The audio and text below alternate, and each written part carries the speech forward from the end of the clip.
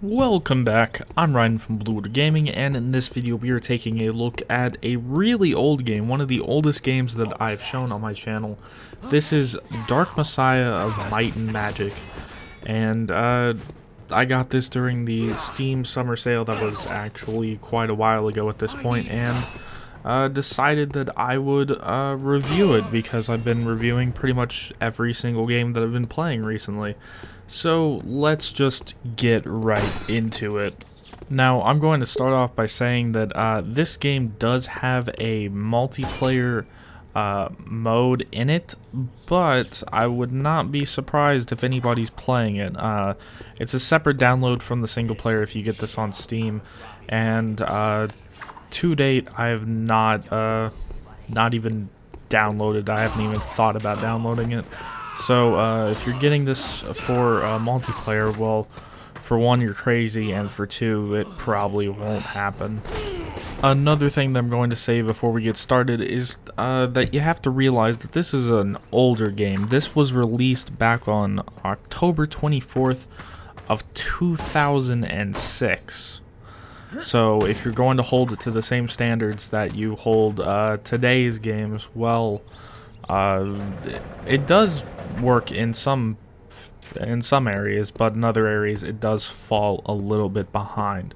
So let's get right into the review, and I will start off in the combat because that's what you're going to be doing most of the time. Now, enemies are actually fairly difficult to kill in pretty straightforward combat. You're somewhat of a novice in this world. You're not the best at fighting, and you're going up against trained soldiers, so realistically they wouldn't be the easiest things to take down in straightforward combat, and they aren't. Although you can level up your character, progress your character with skills and abilities to specialize him, and it makes taking down enemies quite a bit easier. You can go either be stealth, archer, just straight up sword and shield. You can be a combination of some of them. Going through the game, it really lets you play the way that you want to play, although you can't really spread your character too thin or else he won't be good at anything. He'll just be kind of mediocre at everything. There is also magic in the game, but the magic that you use is normally for utility purposes and not for offensive purposes. The first one that you start out with is an ability to let you see in the dark, and that's pretty much the utility that you'll see in the rest of the spells. There isn't really that many offensive spells. Well, a better way to put it would be that the utility spells far outweigh the number and usefulness of the attack spells. So we just finished talking about the weapons that you will be using in this world, but let's talk about the world itself. In this world, you play as a character named Sereth, and in the beginning, your mission is to bring a crystal that you have taken from some caverns and deliver it to a friend of your master's. Then some unfortunate things happen, and you pretty much go to war against the necromancers, which want some really bad things to happen to a whole lot of people in order to summon one of the demons to help them. That's just someone that's not played the any of the Hero and Might and Magic games or know anything about the Might and Magic lore. That's pretty much the simplest way that I can put the storyline of this game. As playing through it, you will understand what's going on quite a bit. You do have to understand in the beginning that you are in a fantasy world, and so some of the things that you would find in a fantasy world still take place here. So yeah, it's not the most realistic of settings.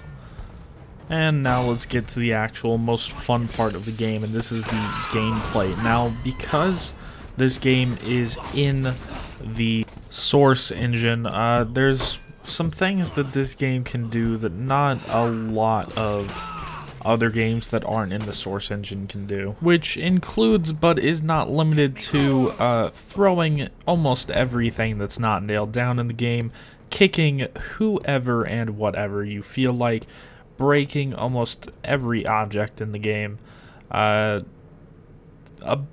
pretty much a better physics engine than some games that I've seen that are even released nowadays, and pretty much all the stuff that you would find in a I'm trying to remember the name of it, Half-Life game, that's it, and a Portal game. Pretty much just think of those physics engines, because that's the same engine that this is made in, and it helps the game out quite a bit.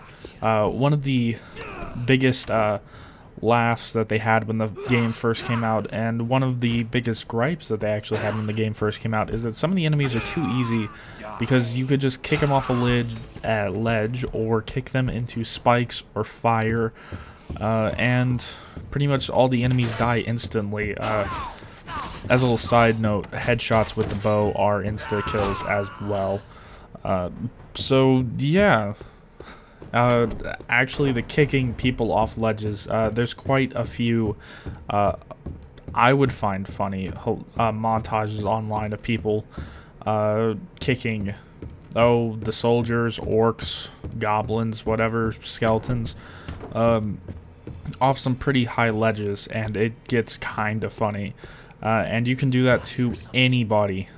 Another thing which doesn't have to do with the Source engine, but there's also, when you're using a sword or staff, because you can also use staves in this game, there's two types of attacks. There is light attacks, which you just rapid fire click the mouse or use the attack button, whatever. These attacks do very little damage. Most enemies are able to parry a large number of these attacks if you don't get the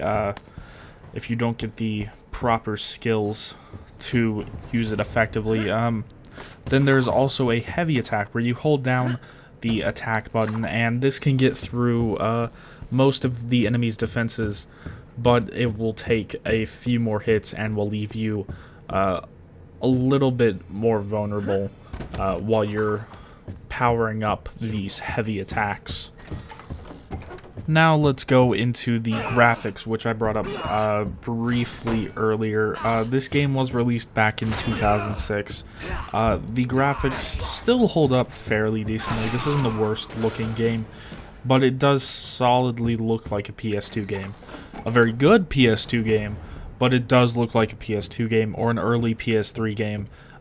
For some people that's a big turnoff, but the game is, it looks well enough that it's pretty good. I would also say for the PC comparison, kind of like Half-Life 1, a little bit better than Half-Life 1 actually. That's where it would be about in graphics. And then next, moving on, let's talk about the sound a little bit in the game.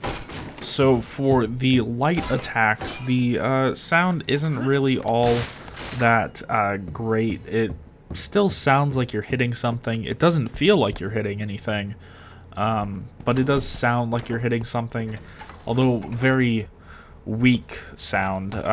It could have been a little bit better. On the other hand, the strong attack sound is amazing. The sound when you're casting magic is a little generic, but it's still really good. The music in the game, it's nothing really stood out in it. I wouldn't say the music's bad, it's just by today's standards a little generic in the music department, which is mostly the pretty much just generic fantasy of if I could speak properly, orchestra and those fantasy vibes that you have heard countless times before, and you'll hear countless times again. Pretty much, yeah, that's all generic. The voice acting is actually, I didn't hear any of it that was distinctly bad or distinctly terrible. All of it was pretty good, and I would say even holds up in today's standards of voice acting. And now on to the final thing that I will talk about, replay value. And normally I don't talk about this in many other games, but I'll talk about it here because this is an older game and it's single player only, and you're going out of your way to play this, so you might want to get your money's worth out of it. Thankfully, about halfway through the game, actually not even halfway, about a third of the way through the game, or 2/5, however close you want to get of the way through the game, there's a somewhat of a decision that has to make, which will change the ending a little bit, and you'll hear the banter be different. There's no real big differences that happen because of that, and then at the very end there's another choice, and so technically there is 4 endings. There is actually 4 endings in the game, but there's 2 big differences, which is the final choice of the game, and then that midway choice is a smaller choice that you can change. So now finally, what do I think about it? It's a fairly good RPG. It's not exactly the most extensive RPG. I normally like my RPGs to be open world or not so linear as this is, but it is fairly good to play, and it's not that expensive anymore. On Steam currently it's $10 or your regional equivalent, and it's never going to be more expensive than that. That is $10 is what it is when it's not on sale. I would say pick this up when it's on sale. It's definitely worth the playthrough, which is coming out at an average time of 13 hours, so that's not too bad. I would have liked it to be a little bit longer, but if you are completionist, people are saying that the game takes about 20 hours to go through. And remember, there's the 2 big endings and then the 2 smaller endings, so going through it twice is something. And there is actually secrets in the game that are really hard to find. I've only found a handful of them. And if you're wanting to have a more leisurely approach to this game, there is full cheats in it. You do just have to activate the developer console, but that's just a single button in the settings, so you can put on a whole bunch of different cheats, anywhere from not dying to having infinite stamina to being able to throw things at the speed of light, or as fast as the game can allow you to throw it. Yeah, there's quite a few cheats that do, well, it makes the game a little bit easier, quite a bit easier actually. But that's it for this review. Remember, I'm Ryan from Bluewater Gaming, and as always, I'll see you guys in the next one.